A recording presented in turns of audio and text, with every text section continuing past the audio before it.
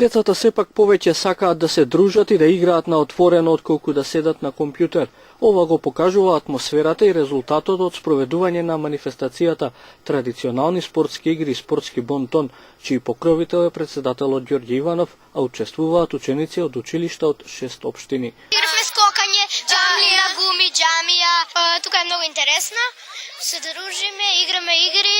Проектот има за цел интегрирање на децата од школска возраст во системот на спортување, дружење, играње и нивно меѓусебно запознавање со традициите, културите и обичаите. Децата преку спорт да ги социализираме, да јакнеме нивната тимска работа, колективниот дух, а игрите кои се застапени во самиот концепт на спортски бонтон, традиционални спортски игри, се игри кои немаат правила. Учениците денес се запознаа со врсниците и нивните игри во регионот на Маврово. Овој проект навистина е проект кој што ги и на нас повозрастните малку не асоцира, односно не навраќа во минатото како ние се дружевме и игравме.